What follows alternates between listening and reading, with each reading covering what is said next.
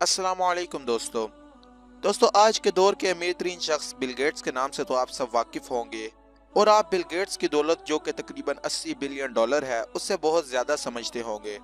लेकिन आज के इस वीडियो में मैं आपको एक ऐसे मुसलमान बादशाह के बारे में बताऊंगा जिसे आज तक तारीख का सबसे अमीर तरीन इंसान कहा जाता है। आप देख रहे हैं सरप्राइजिंग फैक्ट्स उर्दू, तो चलें शुरू करते हैं।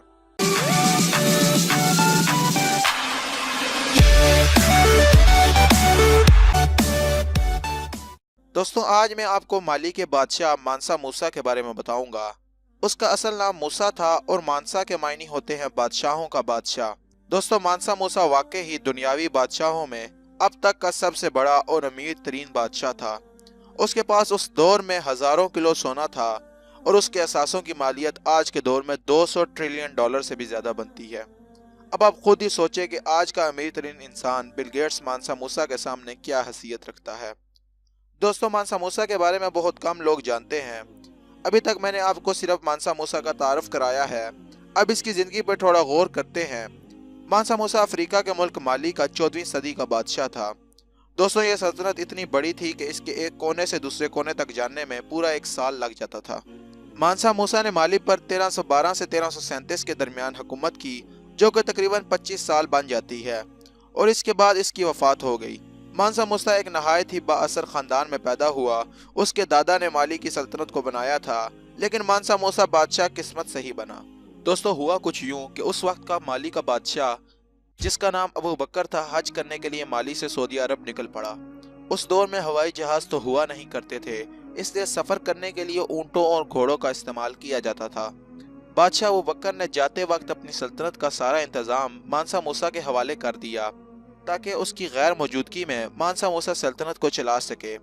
ये बादशाह हज करने के बाद पैसिफिक ओशन के इलाके को देखने के लिए चला गया और फिर कभी लौट कर ना आया। माली के लोगों ने अपने बादशाह का बहुत इंतज़ार किया और उसे बहुत ढूंढा, लेकिन ढूंढने और इंतज़ार करने के बाद भी जब वो ना मिला तो लोगों ने मानसा मूसा को अपना बादशाह तस्लीम कर लिया।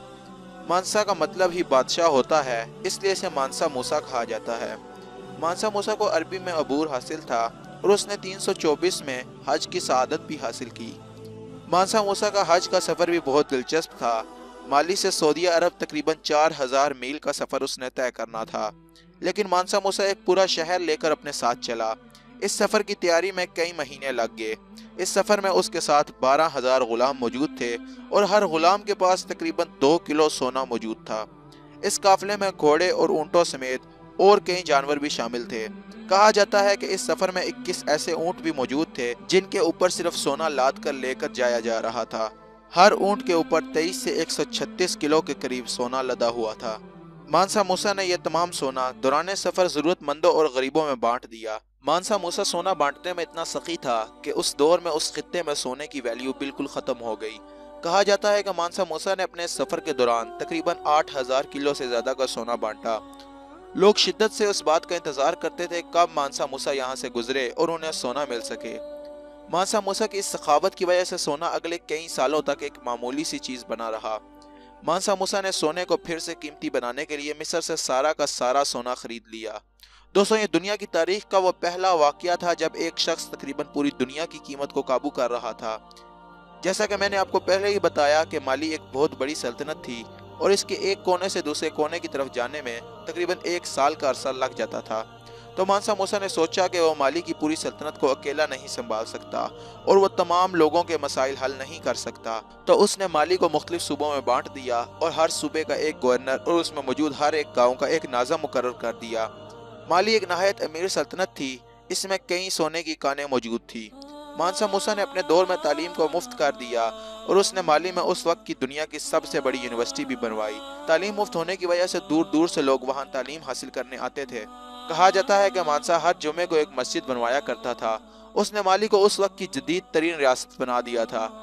मानसा मूसा जब अपने महल से निकला करता था तो उस वक्त उसके साथ 300 मुहाफिज मौजूद होते थे जो इसकी हिफाजत करते थे।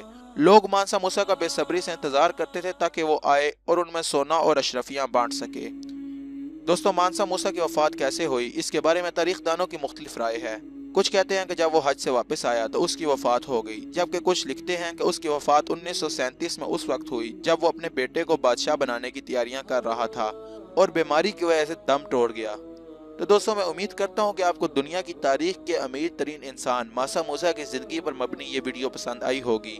اگر آپ اس طرح کی مزید ویڈیوز دیکھنا چاہتے ہیں تو آپ ہمارے چینل کو ضرور سبسکرائب کریں اور اس ویڈیو کو لائک کریں، اور اس ویڈیو کو اپنے دوستوں کے ساتھ بھی ضرور شیئر کریں، اور کمنٹ سیکشن میں اپنے خیالات کا اظہار ضرور کریں۔ Thanks for watching.